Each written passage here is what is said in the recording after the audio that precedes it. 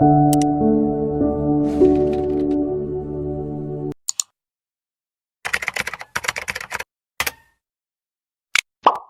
ഇതുവരെയും കേൾക്കാത്ത ഒരു വിചിന്തനമായിരുന്നു അതൊക്കെ.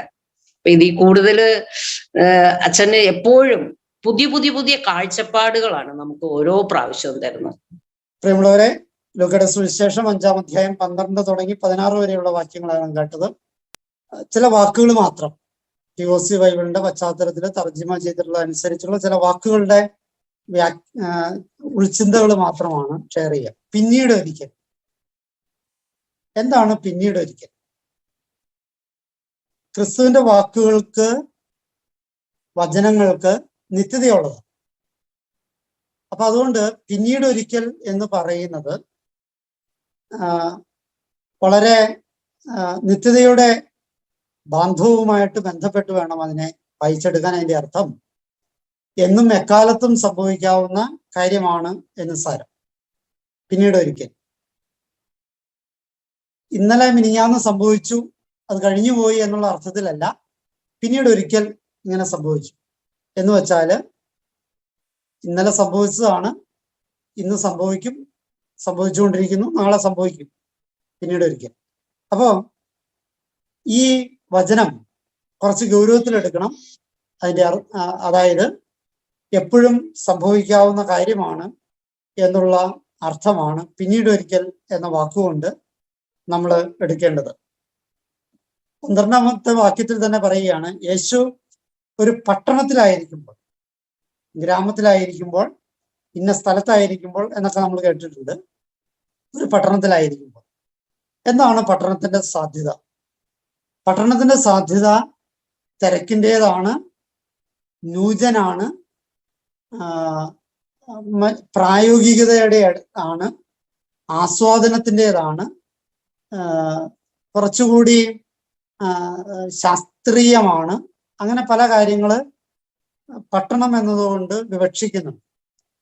പട്ടണത്തിലായിരിക്കുമ്പോൾ സംഭവിക്കുന്നു എന്ന് വെച്ചാല് ഓരോ ആധുനിക കാലത്തും, ആധുനികം എന്ന് പറയുന്നത് ആപേക്ഷികമാണ്.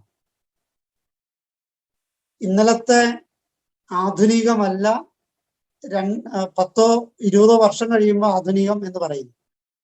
അപ്പൊ ആധുനികം ആപേക്ഷികമാണെങ്കിൽ പട്ടണവും ആപേക്ഷികമാണ്. കാരണം എപ്പോഴും പുതുമയുടെ സൂചനയാണ് പട്ടണം തരിക. ഗ്രാമങ്ങളിൽ വളരെ സ്ലോ ആയിട്ടുള്ള പരിണാമമാണ് സംഭവിക്കണമെങ്കിൽ പട്ടണങ്ങളിൽ അതിവേഗ പരിണാമങ്ങൾ സംഭവിക്കുന്ന ഇടത്തിന്റെ പേരാണ്. അപ്പൊ അതിവേഗ പരിണാമം സംഭവിക്കുന്ന സ്ഥലത്താണ് ഈ സംഭവം നടക്കുന്നത് എന്ന് വേണം നമ്മൾ മനസ്സിലാക്കാൻ. അതിന്റെ അർത്ഥം ഇതൊരു പഴഞ്ചൻ പരിപാടിയല്ല, ഒരു പുതിയ പരിപാടിയാണ്, സ്ഥായിയായിട്ടുള്ള പരിപാടിയാണ്, സ്ഥിരമായിട്ട് സംഭവിക്കാവുന്നതാണ്, ആവർത്തന സാധ്യതയുള്ളതാണ് എന്നൊക്കെയാണ് ഈ പിന്നീട് ഒരിക്കലും പട്ടണവും ഒക്കെ തരുന്ന സൂചനകൾ.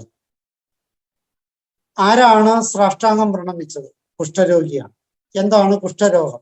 കുഷ്ഠരോഗം എന്ന് പറയുന്നത് ഒരു രോഗം എന്നതിന് അപ്പുറത്തേക്ക് ആ കാലഘട്ടത്തില് ഒറ്റപ്പെട്ടവന്റെ, ഒതുക്കപ്പെട്ടവന്റെ, ഓരത്തേക്ക് മാറ്റപ്പെട്ടവന്റെ ഒക്കെ സൂചനകളാണ്.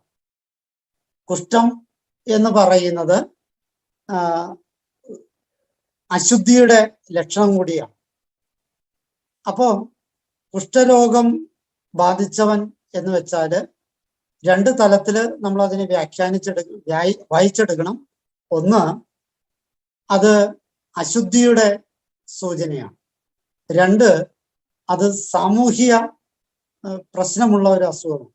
എന്ന് വെച്ചാല് ഒറ്റപ്പെട്ടവനാണ്. ഒരു പനി വന്നു എന്നതുകൊണ്ട് ആരും ഒറ്റപ്പെടില്ല.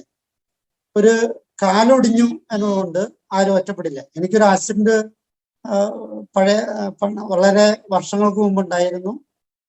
എൻ്റെ മുട്ട് ഞെരിഞ്ഞു പോയി. ഒരു കഷ്ണം ഏതാണ്ട് പട്ടി എടുത്തുകൊണ്ടുപോയി എന്നാണ് എൻ്റെ വിചാരം. ഒരു കഷ്ണം ശരീരത്തിൽ നഷ്ടപ്പെട്ടു. ഞാൻ എൻ്റെ ജീവിതത്തില് ഏറ്റവും കൂടുതൽ മനുഷ്യര് എന്നോട് അടുത്ത് നിന്ന കാലം അതാ. കാരണം അറിവും പരിചയമില്ലാത്തവരൊക്കെ വന്ന് കാണാനും പ്രാർത്ഥിക്കാനൊക്കെ വന്നു. അപ്പം കാരണം ആ അസുഖം പകർന്ന അസുഖമല്ല, ആ അസുഖം ഒരു ആക്ഷേപമുള്ള അസുഖമല്ല. വില്ലാളി വീരനായിട്ട് യാത്ര ചെയ്ത് കഴിഞ്ഞപ്പോൾ പറ്റിയ ഒരു കാര്യം. അപ്പോൾ പ്രത്യേകിച്ച് ഒരു തിരുനാളിന്റെ പ്രസംഗവും ധ്യാനവും ഒക്കെ കഴിഞ്ഞ് വരുമ്പോൾ നടന്ന കാര്യം. അപ്പൊ അതുകൊണ്ട് വളരെ ഇമോഷണൽ സെറ്റപ്പ് ഉണ്ട്. ഞാൻ പറഞ്ഞു വന്നത്, കുഷ്ഠരോഗം അങ്ങനത്തെ ഒരു രോഗമല്ല. അധികം ആരും കാണാൻ വരില്ല, സമൂഹത്തിൽ നിന്ന് ഒറ്റപ്പെടും. കോവിഡ് വന്നാൽ സമൂഹത്തിൽ നിന്ന് ഒറ്റപ്പെടും. അതേസമയം ഒരു തൊണ്ടവേദന വന്നാൽ സമൂഹത്തിൽ നിന്ന് ഒറ്റപ്പെടില്ല. അപ്പൊ സമൂഹത്തിൽ നിന്ന് ഒറ്റപ്പെടുന്ന ഒരു സാഹചര്യം ഈ രോഗത്തോട് ബന്ധപ്പെട്ട് വായിച്ചെടുക്കണം. എൻ്റെ വീട്ടില്, എൻ്റെ കുടുംബത്തില്, എൻ്റെ ഇടവകയില്, എൻ്റെ നാട്ടില് ഒക്കെ ഒറ്റപ്പെടാനായിട്ടുള്ള സാധ്യതയുണ്ട്. അത് എൻ്റെ കയ്യിൽ ഇരിപ്പുണ്ടാകാം, സമൂഹത്തിന്റെ വായനയുടെ കുഴപ്പമാകാം, എന്തും ആയിക്കോട്ടെ, സാഹചര്യങ്ങളുടെ പ്രശ്നമാകാം. എന്തുകൊണ്ടായാലും സമൂഹത്തില് ഒറ്റപ്പെട്ടു പോയവനാണ് കുഷ്ഠരോഗി. ഒപ്പം തന്നെ അവൻ ശാരീരികമായിട്ട്, മാനസികമായിട്ട്, ആത്മീയമായിട്ട് ഒക്കെ അശുദ്ധനാണ് എന്നർത്ഥം, അല്ലെങ്കിൽ ഒതുക്കപ്പെട്ടവനാണെന്നർത്ഥം. അപ്പൊ ഒരിക്കൽ എന്ന് വെച്ചാല് എല്ലാ കാലത്തും ഇങ്ങനെയുള്ള മനുഷ്യരുണ്ട്. ഒറ്റപ്പെട്ടവര് പാപങ്ങൾ കൊണ്ട്, തെറ്റുകുറ്റങ്ങൾ കൊണ്ട് ഒറ്റപ്പെട്ടവരായിരിക്കാം. ഒരുപക്ഷെ സമൂഹം ആരോപിച്ച ഒറ്റപ്പെടലാകാം, എന്തു ആയിക്കോട്ടെ. എന്തായാലും കുഷ്ഠരോഗി എന്ന് പറയുന്നവൻ എന്നിലും നിങ്ങളിലും ഉണ്ട്. അത് മനസ്സിന്റെ കുഷ്ഠമാകാം, ശരീരത്തിന്റെ കുഷ്ഠമാകാം, സമൂഹത്തിന്റെ കുഷ്ഠമാകാം, കുഷ്ഠം ഏതും ആയിക്കോട്ടെ. കുഷ്ഠരോഗം നിർമാർജനം ചെയ്തു എന്നാണ് രാഷ്ട്രം പ്രഖ്യാപിച്ചിട്ടുള്ളത്.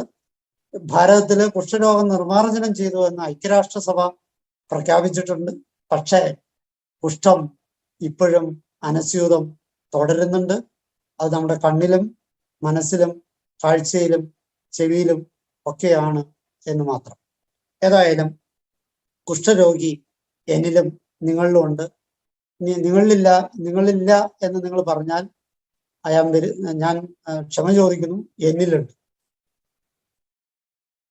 കാരണം ചില ചുരുങ്ങിയ ചിന്താഗതികളും, ചില ചുരുങ്ങിയ കാഴ്ചപ്പാടുകളും, ചില ചുരുങ്ങിയ വീക്ഷണങ്ങളും, ചില ചുരുങ്ങിയ ബന്ധങ്ങളും ഒക്കെ ഉണ്ടാകുമ്പോൾ എന്നിൽ കുഷ്ഠമുണ്ട് എന്നാണ് അർത്ഥം. അത് ഞാൻ തന്നെ ഉണ്ടാക്കുന്ന കുഷ്ഠം, മറ്റുള്ളവരുണ്ടാക്കുന്ന കുഷ്ഠമുണ്ട്. അച്ഛന്റെ പോക്ക് ശരിയല്ല, അച്ഛന്റെ നിലപാട് ശരിയല്ല എന്ന് പറയുമ്പോൾ എന്നിൽ കുഷ്ഠം ഉണ്ടാക്കുകയാണ് സമൂഹം. അപ്പൊ എന്തായാലും കുഷ്ഠരോഗം ഏറെ ധ്യാനിക്കപ്പെടേണ്ട ഒന്നാണ്. കുഷ്ഠം ബാധിച്ചവരൊക്കെ എന്താ ചെയ്യണ്ടേ? സാഷ്ടാംഗം പ്രണമിക്കണം. സാഷ്ടാംഗം പ്രണമിക്കണം.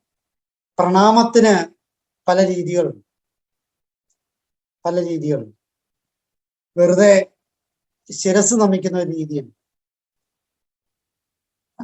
പള്ളിയുടെ ക്രോസ് ചെയ്ത് പോകുമ്പോ ഇത് പോരെ എന്നാണ് അതിന്റെ അർത്ഥം.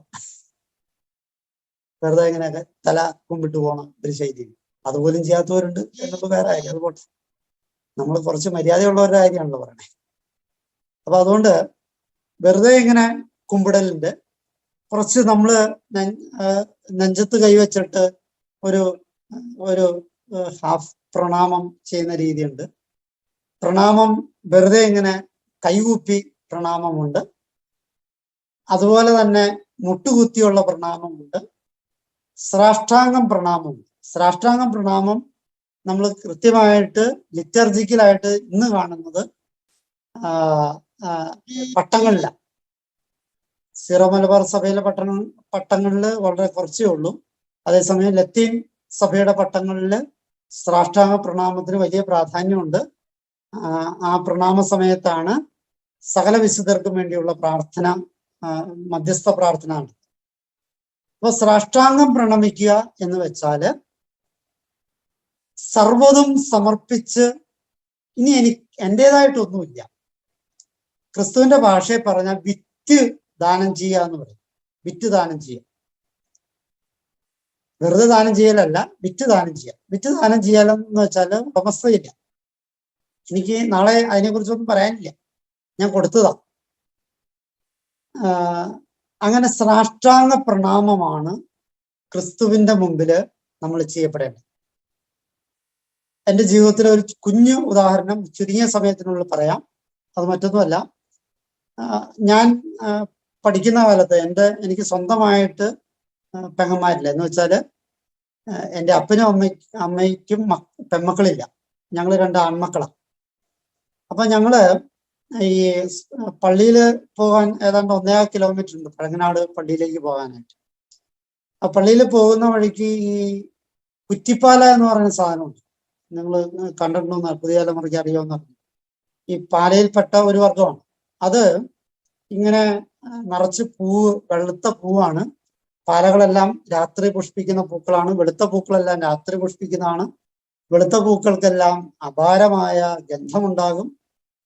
അത് മണ്ണിന്റെ അശുദ്ധിയാണ് ആ ഗന്ധം. എല്ലാ ഗന്ധമുള്ള വസ്തുക്കളും വിഷമുള്ളതാണ്. അതൊക്കെ വിട്ടേക്ക്.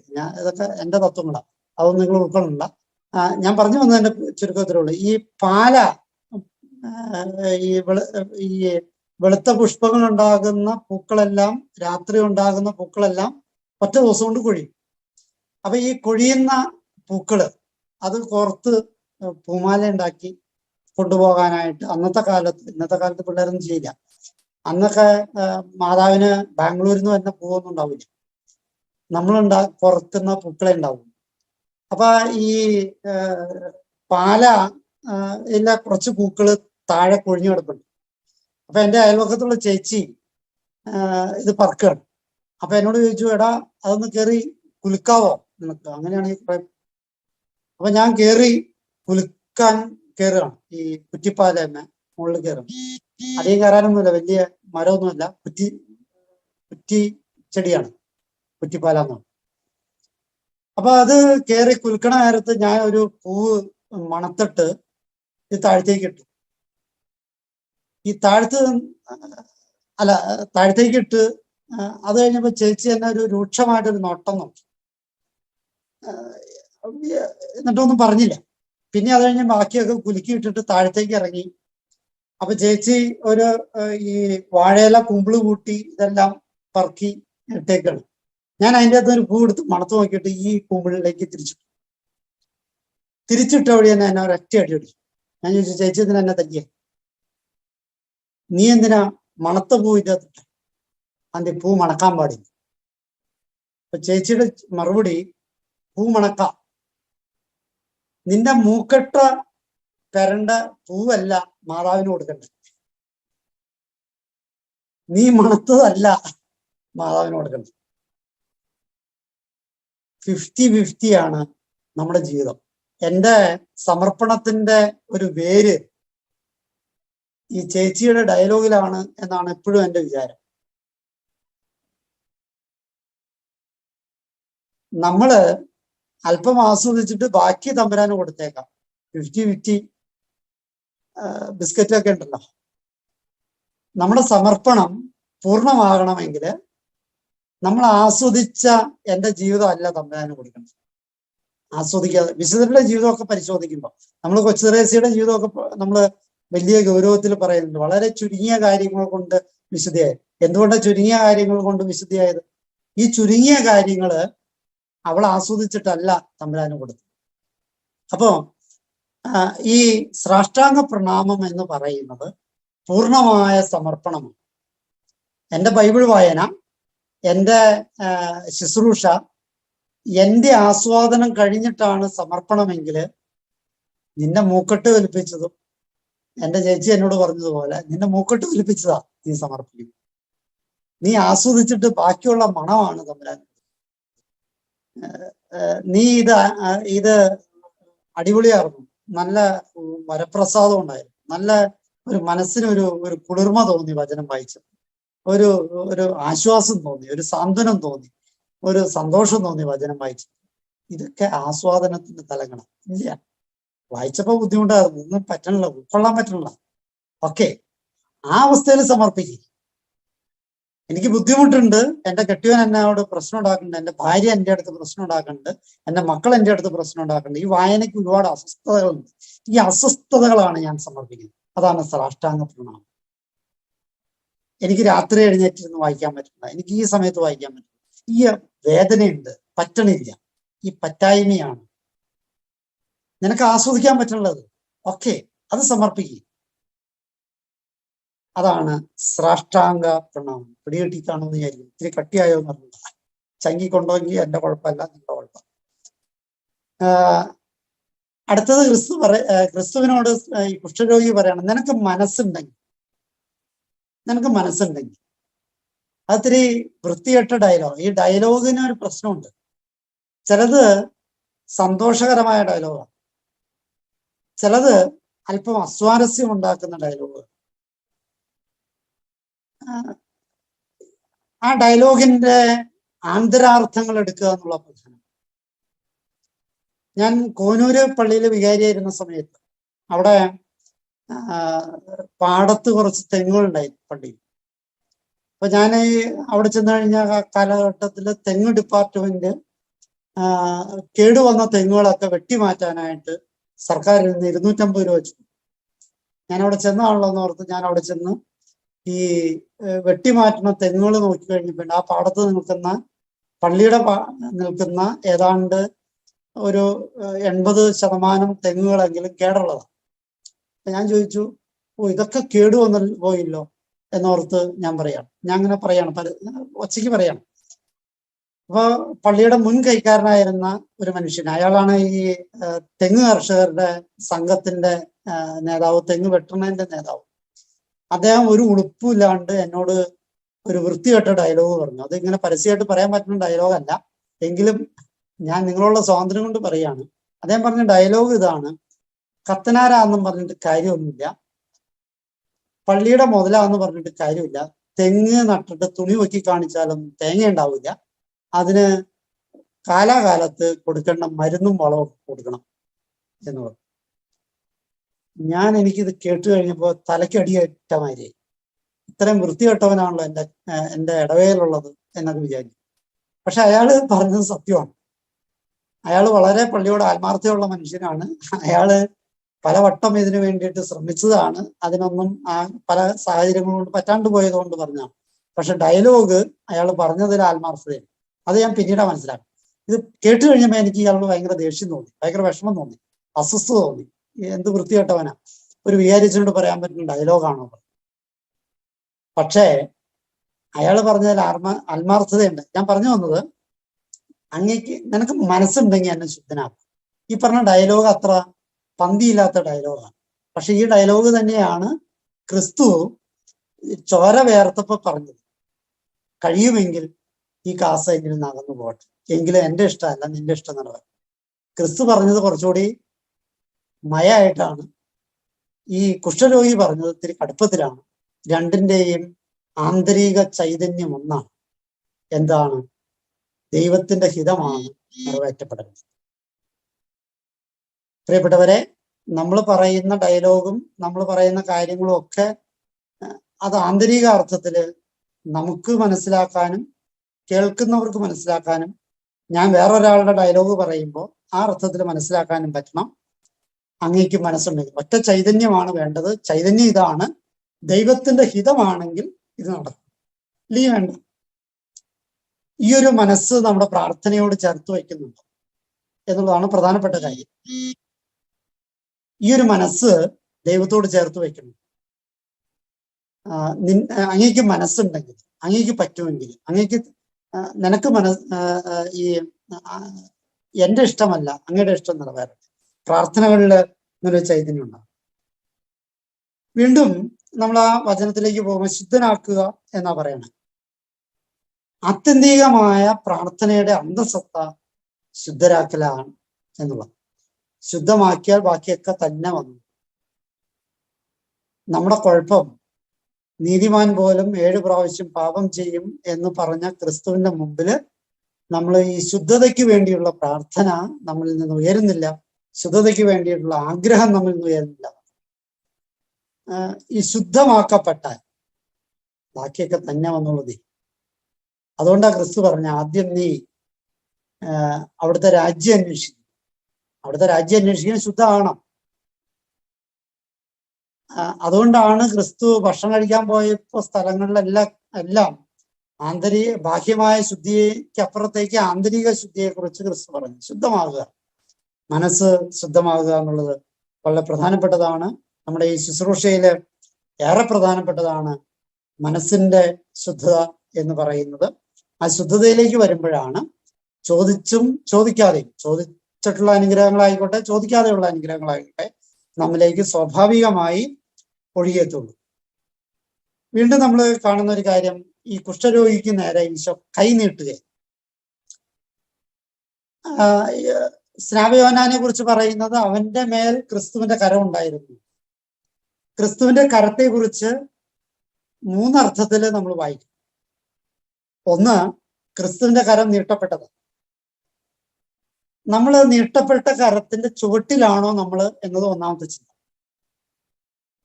രണ്ട്, ക്രിസ്തുവിന്റെ കരം നമ്മുടെ തലയ്ക്ക് മുകളിലുണ്ടോ എന്നുള്ളത്. മൂന്ന്, ക്രിസ്തുവിന്റെ നീട്ടപ്പെട്ട കരമാണോ നമ്മുടേത് എന്നുള്ളത്.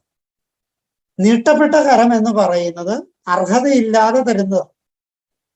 ഈ നീട്ടപ്പെട്ട കരം എന്നതിന്റെ ആവശ്യകതയാണ് നമുക്കുള്ളത്.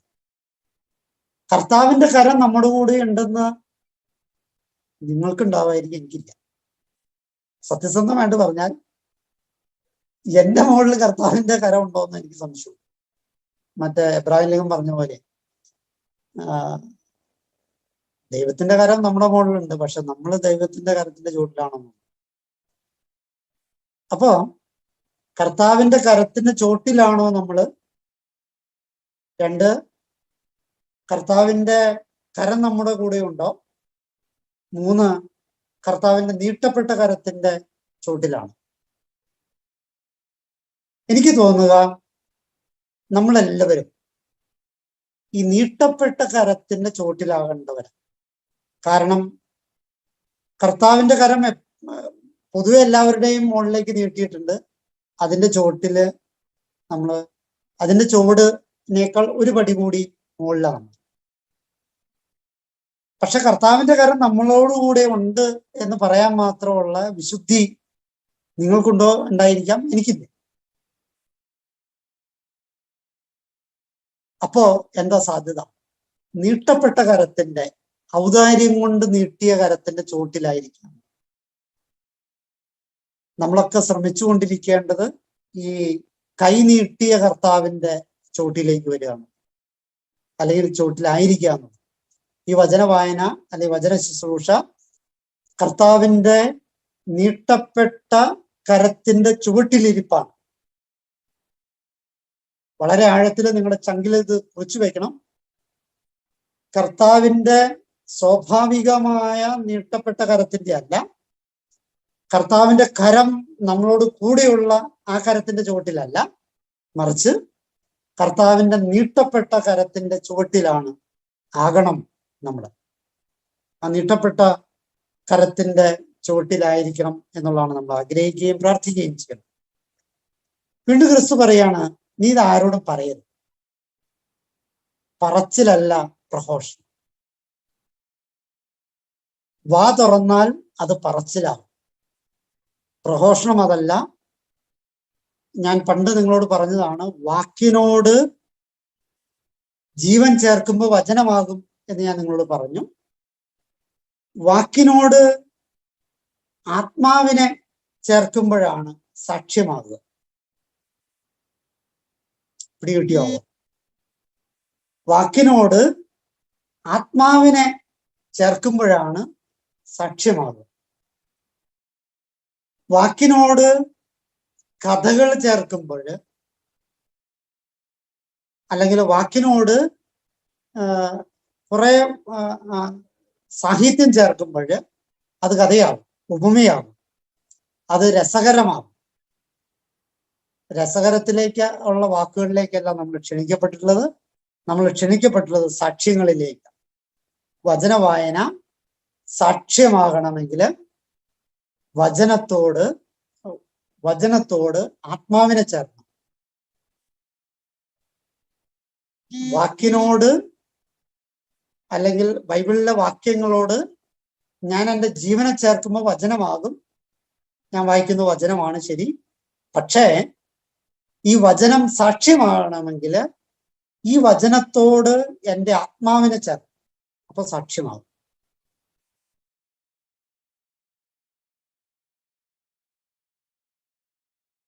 ആ സാക്ഷ്യം, ഈ വചന വായന സാക്ഷ്യമായിട്ട് മാറും. സാക്ഷ്യമാകുന്നുണ്ടോ എന്നുള്ളത്. പ്രിയപ്പെട്ടവരെ, ഈ വചന വായന വചന സാക്ഷ്യമായിട്ട് മാറണം. അതിന് മാറണമെങ്കിൽ ഞാൻ എൻ്റെ ജീവിതം ചേർത്താൽ പോരാ, എൻ്റെ ആത്മാവിനെയും കൂടി ചേർക്കണം. ഞാൻ എൻ്റെ തിരക്കുകൾ മാറ്റിവെച്ച് വചനം വായിക്കുമ്പോൾ ജീവിതം ചേർക്കുന്നുണ്ട്, പക്ഷെ എൻ്റെ ആത്മാവിനെ ചേർക്കണം. ആത്മാവിനെ ചേർക്കണമെങ്കിൽ അത് ശുദ്ധമാണ്. ശുദ്ധമായ ആത്മാവിനെ ചേർത്ത് കഴിയുമ്പോൾ എൻ്റെ വചന വായന സാക്ഷ്യമായിട്ട് മാറും. പറച്ചിലാകില്ല, വായനയാകില്ല, മറിച്ച് സാക്ഷ്യമാണ്. സാക്ഷ്യത്തിന്റെ മറ്റ് രണ്ട് സ്വഭാവം കൂടി കാണിക്കുന്നുണ്ട്. ഒന്ന്, പുരോഹിതനെ ബോധ്യമാകണം. രണ്ട്, ജനങ്ങൾക്ക് ബോധ്യമാകണം. ഈ രണ്ട് കാര്യങ്ങൾ ഇന്നത്തെ വചനത്തിൽ പറയുന്നുണ്ട്. പുരോഹിതന ബോധ്യം എന്താ? പുരോഹിതന ബോധ്യമാകുന്നത് സഭാധികാരികൾക്ക് വിധേയപ്പെട്ട് വേണം നമ്മൾ ചെയ്യാൻ. തീർച്ചയായിട്ടും നമ്മുടെ വചന വായന അങ്ങനെ തന്നെയാണ്. മെത്രാന്മാരെയും വൈദികരെയും ഒക്കെ നമ്മൾ ഔദ്യോഗികമായിട്ട് ക്ഷണിച്ചും അവരുടെയൊക്കെ ചൊൽപ്പടിക്കും അവരുടെയൊക്കെ നിർദ്ദേശങ്ങളും ഒക്കെ സ്വീകരിച്ച് തന്നെയാണ് 100% നമ്മൾ പോയിക്കൊണ്ടിരിക്കുക. തീർച്ചയായിട്ടും പുരോഹിതർക്ക് ബോധ്യമാകുന്നുണ്ട്, ജനങ്ങൾക്ക് ബോധ്യമാകുന്നുണ്ട്. നമ്മുടെ കുടുംബത്തിലെ, നമ്മുടെ ഭാര്യ, നമ്മുടെ ജീവിത പങ്കാളിക്ക്, നമ്മുടെ മക്കൾക്ക് ഒക്കെ ബോധ്യപ്പെടുത്ത വിധത്തിലാകണം ഒരു കാര്യം ചെയ്യേണ്ടത്, എങ്കിലേ അത് സാക്ഷ്യം. അപ്പൊ സാക്ഷ്യത്തിന് രണ്ട് തലമുണ്ട്. ഒന്ന്, എൻ്റെ ആത്മാവിനെ ചേർക്കുന്ന തലം. രണ്ട്, ഞാൻ എൻ്റെ ആത്മാവ് ഉണ്ടായാൽ മാത്രം പോരാ, അത് പുരോഹിതന് ബോധ്യപ്പെടണം. എന്ന് വെച്ചാൽ സഭാ അധികാരികൾക്ക് ബോധ്യപ്പെടണം. രണ്ട്, അത് ജനത്തിന് ബോധ്യപ്പെടണം.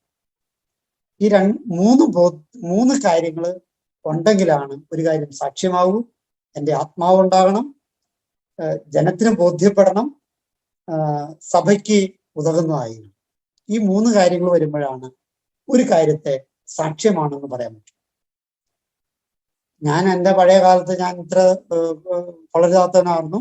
ക്രിസ്തുവിന്റെ വചനം കേട്ടപ്പോൾ ഞാൻ വല്ലാണ്ട് മാറി. എനിക്ക് വലിയ അനുഭവം ഉണ്ടായി, എനിക്ക് വലിയ അനുഗ്രഹങ്ങളുണ്ടായി. ഞാൻ ഇന്ന് ക്രിസ്തുവിന്റെ പാതയാണ് പിന്തുടരുന്നത് എന്ന് പറയുന്ന കഥകളൊന്നും സാക്ഷ്യങ്ങളല്ല. സാക്ഷ്യങ്ങളല്ല. എൻ്റെ ആത്മാവുണ്ടോ, സഭയ്ക്ക് അത് ബോധ്യപ്പെട്ടിട്ടുണ്ടോ, ജനത്തിന് അത് ബോധ്യപ്പെട്ടിട്ടുണ്ടോ? ഈ മൂന്ന് കാര്യങ്ങൾ ഉണ്ടെങ്കിലാണ് സാക്ഷ്യമാകുന്നത്. ശുദ്ധീകരണ കാഴ്ച എന്ന് നമ്മൾ നേർച്ച കാഴ്ചകൾ സമർപ്പിക്കുന്നു.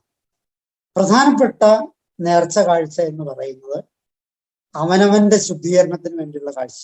ഈ നോമ്പുകാലം നമ്മളെ ക്ഷണിക്കുന്നത് അവനവന്റെ ശുദ്ധീകരണം. അതുകൊണ്ടാണ് ക്രിസ്തു പറയുന്നത് പഴയ കാലത്തെ ബലികളൊക്കെ ഈ മറ്റുള്ളവരുടെ ശുദ്ധീകരണത്തിനും പുരോഹിതന്റെ ശുദ്ധീകരണത്തിനും ഒക്കെ ചെയ്തത്.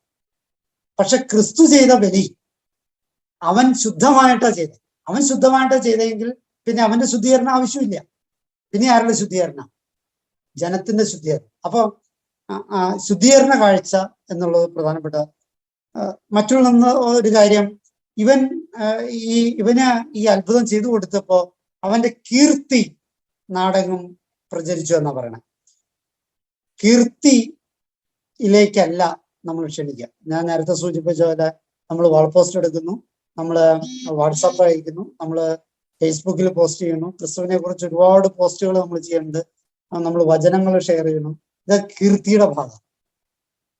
കീർത്തിയല്ല ക്രിസ്തുവിനാവശ്യം. ക്രിസ്തുവിനാവശ്യം സാക്ഷ്യമാണ്. അപ്പൊ കീർത്തി ഉണ്ടായിക്കഴിഞ്ഞാൽ ഒരു പെരുന്നാൾ നടക്കുന്നു, ഒരു നൊവേന നടക്കുന്നു, അതിന് നമ്മൾ നോട്ടീസ് അടിച്ചിറക്കുന്നു, നമ്മൾ പരസ്യം ചെയ്യുന്നു, അത് കീർത്തിയാണ്. കീർത്തി ഉണ്ടായാൽ എന്ത് ക്രിസ്തു ചെയ്യും? കീർത്തി ഉള്ള കർത്താവ് വിജനപ്രദേശങ്ങളിലേക്ക് പിടികിട്ടിയാവോ? കുറച്ചുകൂടി കടുപ്പത്തിൽ പറഞ്ഞാൽ നിങ്ങൾക്ക് പെട്ടെന്ന് പിടികിട്ടും. ഈ കോവിഡ് നമ്മളെ പഠിപ്പിച്ച പാഠം, കീർത്തിയുള്ള ധ്യാന കേന്ദ്രങ്ങളിൽ ക്രിസ്തു മാറി വിജനപ്രദേശത്തേക്ക്, കീർത്തിയുള്ള തീർത്ഥാടന കേന്ദ്രങ്ങളിൽ നിന്ന് ക്രിസ്തു മാറി വിജനപ്രദേശത്തേക്ക്. ഇപ്പൊ പിടികിട്ടി കാണുന്ന വിചാരിക്കും. കട്ടിയാകണ്ടെന്ന് വിചാരിച്ച് പറയണ സാധനം കൂടുതൽ കട്ടിയാകണ്ട. അപ്പൊ കീർത്തി അല്ല തമ്പുരാൻ ആഗ്രഹിക്കുന്നത്, സാക്ഷ്യമാണ്. വിജനപ്രദേശത്തേക്ക് അവൻ മാറാതിരിക്കാൻ, കീർത്തികളിലേക്ക് പോകാതിരിക്കാൻ, സാക്ഷ്യങ്ങളിലേക്ക് പോകുക. അവൻ പ്രാർത്ഥിച്ചുകൊണ്ടിരുന്നു എന്നാണ് പറയാം. അവൻ പ്രാർത്ഥിച്ചെങ്കിൽ, ക്രിസ്തു പ്രാർത്ഥിച്ചെങ്കിൽ നമ്മൾ എത്രത്തോളം പ്രാർത്ഥിക്കും? ഇന്ന് നമ്മൾ കുറച്ചു നേരം മുമ്പ് പറഞ്ഞുള്ളൂ, നമ്മള് നമ്മുടെ സമർപ്പണത്തിന് നമ്മൾ പ്രാർത്ഥിച്ചു വരുന്നു. ചെറിയചേട്ടൻ പറഞ്ഞു നമ്മൾ ഇന്ന് രാത്രി തുടങ്ങി പ്രാർത്ഥിക്കാം. പ്രിയപ്പെട്ടവരെ, ഈ വചനം നമ്മുടെ മുമ്പിൽ അനാവരണം ചെയ്യുന്ന ഒരു കാര്യം, വിശുദ്ധമായ ഒരു സമർപ്പണ സാക്ഷ്യത്തിലേക്ക് മാത്രമാണ് ക്ഷണിക്കുക. ഈ പറഞ്ഞു വന്നതിന്റെ ചുരുക്കത്ര മാത്രമേ ഉള്ളൂ. വിശുദ്ധമായ സാക്ഷ്യ സമർപ്പണത്തിലേക്ക് ക്രിസ്തു നമ്മൾ ക്ഷണിക്കുന്നു. നമ്മുടെ ശുശ്രൂഷ വിശുദ്ധമായ, നമ്മൾ വിശുദ്ധമാകണം, അത് സാക്ഷ്യമാകണം, പൂർണ്ണമായ സമർപ്പണമാണ്.